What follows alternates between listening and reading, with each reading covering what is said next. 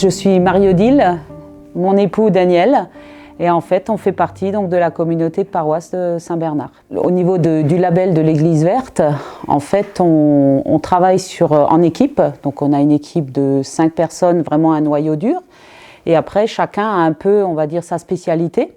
On a ciblé 5 grands axes qui chacun dégage un esprit différent.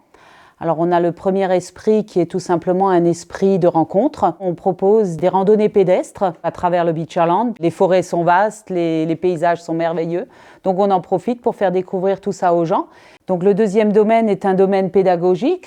Donc nous avons créé un verger pédagogique où les jeunes peuvent se rencontrer.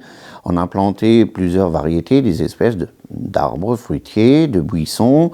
Et on explique aux jeunes ce qu'on peut faire avec la nature, ce qu'elle nous propose à portée de main. Donc aussi bien au niveau fruits qu'au niveau baies, maquereaux, des framboises et aussi une vigne, comme la vigne et les sarments de la Bible.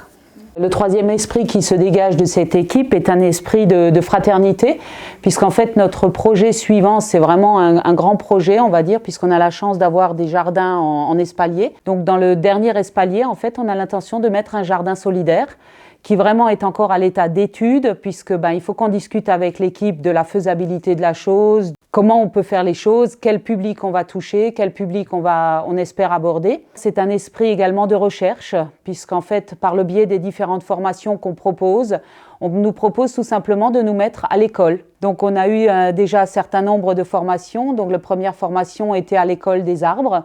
Donc c'est les arbres de nos forêts, c'est les différentes essences qu'on trouve parmi nous. On nous a mis également à l'école des oiseaux. Un simple oiseau a un nom et donc comment le reconnaître, par quel élément, par quelle particularité. L'école suivante était l'école des plantes. Donc pareil, différents domaines, différents thèmes. Les thèmes abordés, les suivants, seront à l'école de la maison, à l'école du zéro déchet et tout ça. En fait, c'est une succession de 7 rencontres.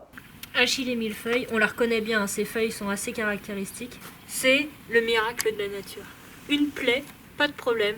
Vous êtes en forêt, vous n'avez pas de désinfectant ou quoi que ce soit. On prend les feuilles, on les frotte sur la plaie, et en fait, elle a la propriété d'être bactéricide.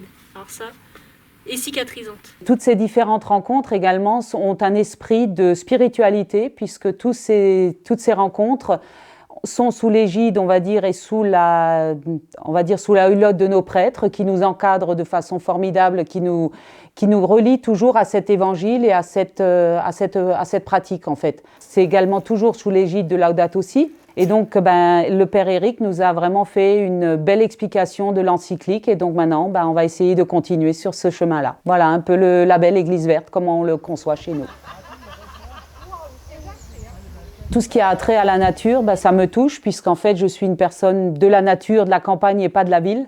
Donc déjà c'est un domaine qui pour moi est un domaine naturel, c'est un domaine qui fait partie de moi. Donc c'est vrai que rien que de transmettre des choses basiques à nos enfants, ça fait partie de mon monde tout simplement. Moi également, je me suis engagé puisque je suis très nature. J'en ai même fait une partie de ma profession puisque je suis naturopathe.